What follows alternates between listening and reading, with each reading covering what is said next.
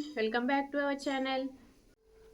మీకు ఈ తులసీదేవి కథ చెప్పడం కోసం మా ఇంట్లో వాళ్ళని స్టోరీ అడిగి బుక్లో రాసుకొని వచ్చాను. చాలా ఇంట్రెస్టింగ్గా ఉంటుంది. ఈ స్టోరీ మీకు అర్థమయ్యేటట్టు క్లియర్గా చెప్తాను. ఎక్కడ స్కిప్ చేయకుండా పూర్తిగా వినేయండి. ఈ వీడియో ఏమిటంటే తులసీదేవి కథ ఏమిటి, అసలు తులసీదేవి శ్రీ మహావిష్ణువుని రాయిలా మారమని ఎందుకు శపించింది, తులసీదేవి శ్రీ మహావిష్ణువుని ఎందుకు రాయిలా ఉండని శాపం పెట్టిందో దాని వెనక ఉన్న రహస్యం ఏమిటో ఇప్పుడు మనం తెలుసుకుందాం. మీరు నా ఛానల్ని ఫస్ట్ టైం చూస్తున్నట్టయితే సబ్స్క్రైబ్ చేసుకోండి. పక్కన బెల్ ఐకాన్ ఉంటుంది, దాన్ని క్లిక్ చేసి ఆల్ అనే ఆప్షన్ మీద క్లిక్ చేయండి.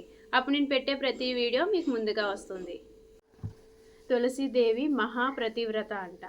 మహాప్రతివ్రత కాబట్టి ఇప్పటికీ భూలోకంలో పూజలు అందుకుంటుంది.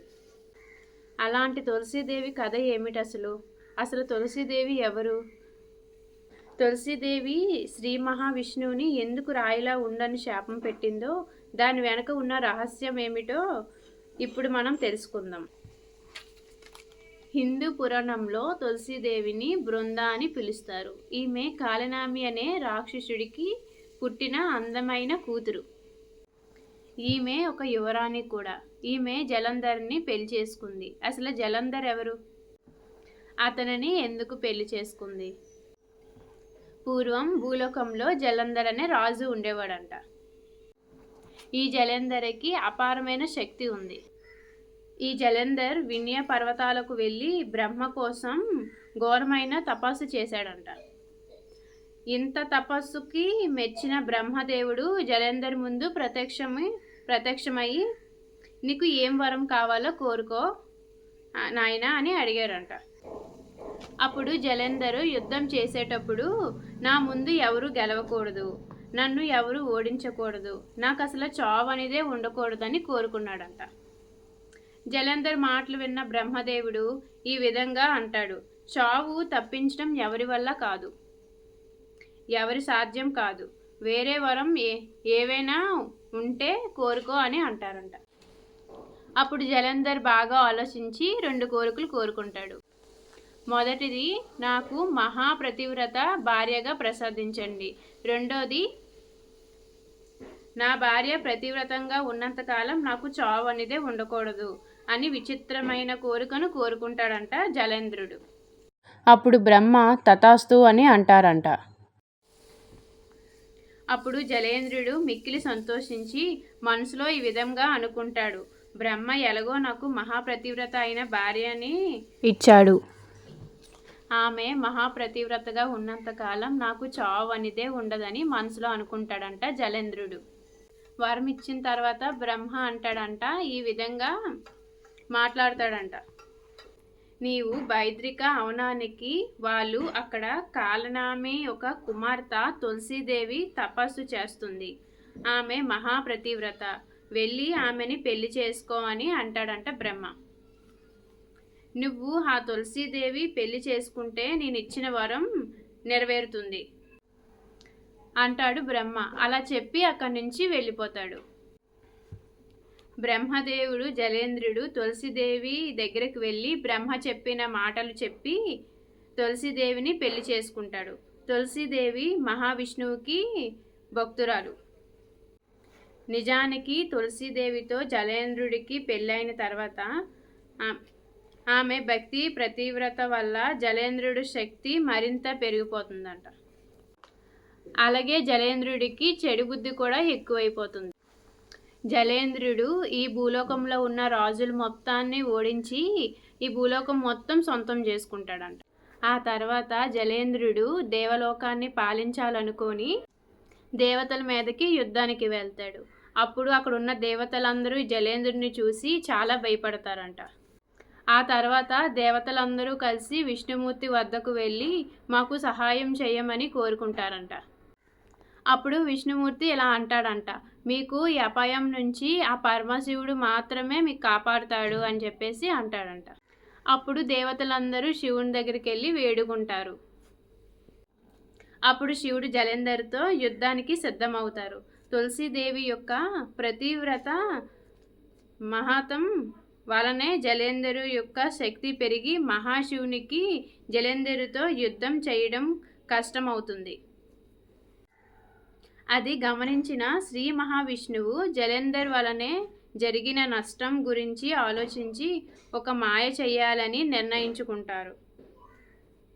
జలంధర్ మహాశివుడితో యుద్ధంలో ఉండగా విష్ణు తులసి వద్దకు జలంధర్ రూపంలో వెళ్తాడు. తులసీదేవి అతన్ని గుర్తుపట్టలేక నా భర్తే అని భావిస్తుంది. మహావిష్ణువుని తాకగానే అతను తన భర్త కాదు అని గ్రహించుకుంటుంది. ఆమె ప్రతివ్రత నిష్ఠి భంగము అయి జలంధర్ బలనాయుడు అయి ఓడిపోయి చనిపోతాడు. అప్పుడు తులసి కృంగిపోయి తను పూజించిన దేవుడే తనని మాయ చేశాడు అని బాధపడుతుంది. అప్పుడు తులసీదేవి కోపంతో శ్రీ మహావిష్ణువుని రాయిలా మారాలని శపిస్తుంది. అప్పుడు తన శాపాన్ని అంగీకరించి గండకి నది వద్ద శలగ్రామ శీలగా మారుతాడు శ్రీ మహావిష్ణు. తులసీదేవి శాపించిన తరువాత శ్రీ మహావిష్ణు తులసీదేవితో ఈ విధంగా అంటాడు: నీ భర్త పాపయుడు దేవతల అగ్రములను ఆక్రమించి వారిని చిత్రహింసలకు గురి చేస్తాడు.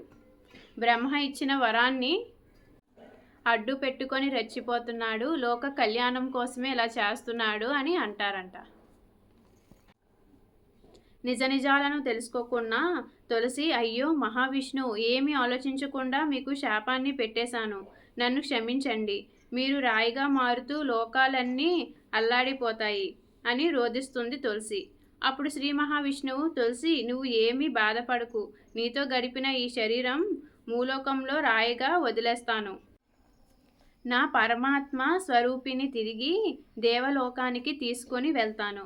అప్పుడు నీ శాపము నిజమవుతుంది, తిరిగి నా రూపాన్ని పొందుతాను అని చెప్తాడు శ్రీ మహావిష్ణువు. ఈ శరీరం గాండికి నదిలాగా మారుతుంది. నా శరీరం గాండికి నదిలో శలగ్రామం రాయిలా మారుతుంది. ఈ రాయి శలగ్రామం అనే పేరుతో ప్రసిద్ధి చెందుతుంది అని అంటాడంట శ్రీ మహావిష్ణు తులసీదేవితో. దానికి ప్రజలు పూజలు కూడా చేస్తారు.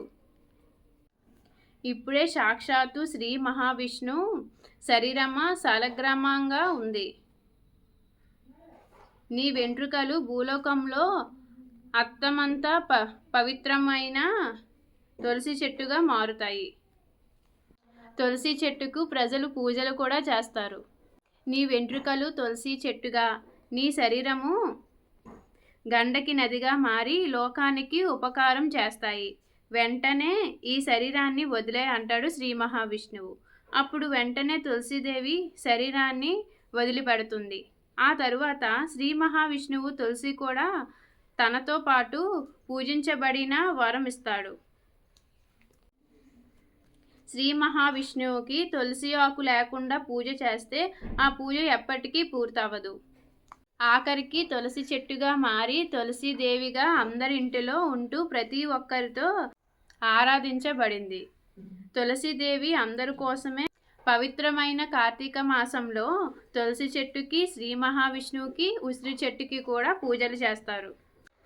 అంతేకాకుండా ఈ పరమ పవిత్రమైన కార్తీక మాసంలో శలగ్రామాన్ని దానం చేస్తారు. ఈ శలగ్రామాన్ని అనే రాముణ్ణి దానం చేయటం వలన 1000 యజ్ఞాలు చేసినంత ఫలితం కలుగుతుంది. ఈరోజు వీడియోలో అసలు తులసీదేవి ఎవరు, అసలు తులసీదేవి కథ ఏమి, తులసీదేవి శ్రీ మహావిష్ణువుని ఎందుకు శపించింది తెలుసుకున్నారు కదా. మీకు కానీ నా వీడియో నచ్చినట్టయితే లైక్ చేయండి. ఇలాంటి వీడియోస్ మీరెన్నో తెలుసుకోవాలనుకుంటే మన ఛానల్ని సబ్స్క్రైబ్ చేసుకోండి. మీకు నెక్స్ట్ ఎలాంటి వీడియో కావాలో కామెంట్ చేయండి.